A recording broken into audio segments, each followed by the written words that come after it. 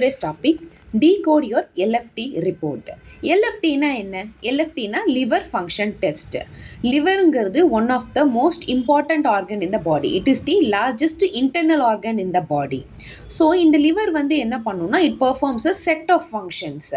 அந்த ஃபங்க்ஷன்ஸை வந்து என்னென்ன நம்ம ஃபஸ்ட்டு பார்க்க போகிறோம். மெட்டபாலிசம் என்னென்ன மெட்டபாலிசம் பண்ணோம்? குளுக்கோஸு, ஃபேட்டு, ப்ரோட்டீன் இந்த மூணுத்தோடைய மெட்டபாலிசம் பண்ணுது. செக்ரீஷன் பைல் செக்ரீட் பண்ணுது. இந்த பைல் என்ன பண்ணும்? ஃபேட் மெட்டபாலிசமில் வேலை பார்க்கும். மூணாவது சிந்தசிஸ், பைலை வந்து சிந்தசைஸ் பண்ணுது. பத்தாவதுக்கு ஆல்புமின்ற ஒரு ப்ரோட்டீனையும் சிந்தசைஸ் பண்ணுது.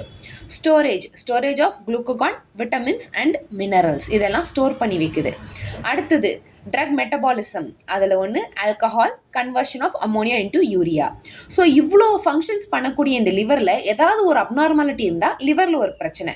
அப்போது இந்த லிவர் ஃபங்க்ஷன் டெஸ்ட்டை நம்ம கரெக்டாக புரிஞ்சுக்கிட்டாதான் எதனால எந்த டிசீஸ் இது சரியில்லைன்னா இந்த டிசீஸாக இருக்கும்னு நம்ம எப்படி கண்டுபிடிக்கிறது, அதை தான் நம்ம இன்னைக்கு பார்க்க போகிறோம். ஒரு லிவர் ஃபங்க்ஷன் டெஸ்ட்டில் என்னெல்லாம் இருக்கும், அதோடைய நார்மல் வேல்யூ. பிலுருபின் இருக்கும், அதில் 3 இருக்குது: டோட்டல், டைரக்ட், இன்டைரக்ட். அடுத்து லிவர் என்சைம் எஸ்ஜிபிடி, எஸ்ஜிஓடி. இன்னொன்று ஆல்கலைன் பாஸ்பேட்டேஸ், சீரம், ஆல்புமின். இது வந்து ஒரு ப்ரோட்டீன். ஸோ இதில் ஏதாவது ஒரு அப்நார்மாலிட்டி இருந்தால் லிவரில் ஏதோ ஒரு டிசீஸ் இருக்குது. இப்போ லிவரில் ஏதாவது டிசீஸ் இருந்தால் என்ன ஆகும்? அது பண்ணக்கூடிய நார்மல் ஆக்டிவிட்டீஸ் பண்ண முடியாமல் போயிடும். ஸோ அதெல்லாம் நம்ம என்னென்ன எது ஜாஸ்தியாக இருந்தால் என்ன ப்ராப்ளம்ன்ற மாதிரி தான் நம்ம இன்றைக்கி இந்த வீடியோவை எடுத்துகிட்டு போகிறோம். ஸோ எஸ்ஜிபிடி வேல்யூ அப்நார்மலாக இருந்ததுன்னா லிவர் ஸ்பெசிஃபிக் இன்ஜுரி அப்படின்னா வைரல் ஹெப்படைட்டிஸும் ட்ரக் இன்டியூஸ்டு இன்ஜுரியாக இருக்கும். எஸ்ஜிஓடினா லிவர் ப்ளஸ் மசில். அதே போல் எஸ்ஜிஓடி வந்து பிடி விட அதிகமாக இருந்தால் அது ஆல்கஹால் ரிலேட்டட் டிசீஸ். அதே போல் எஸ்ஜிஓடி விட அதிகமாக இருந்ததுன்னா வைரல் ஹெப்படைட்டிஸ்.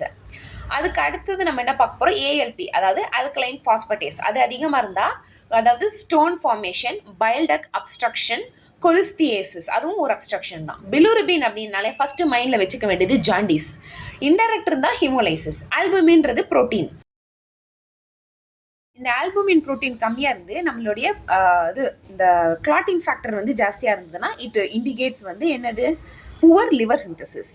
இன்றைக்கி நம்ம என்னெல்லாம் பார்த்தோம்? லிவர் ஃபங்க்ஷன் டெஸ்ட்டு, அதில் என்னென்ன டெஸ்டெல்லாம் இருக்குது, ஒருவருடைய அப்நார்மாலிட்டிக்கு என்னென்ன லிவர் டிசீஸோட கோரிலேட் ஆகுதுன்னு பார்த்துருக்கோம். ஸோ நீங்கள் ஒரு எல்எஃப்டி ரிப்போர்ட்டாக அழகாக டீகோட் பண்ணுவீங்க நான் நம்புகிறேன்.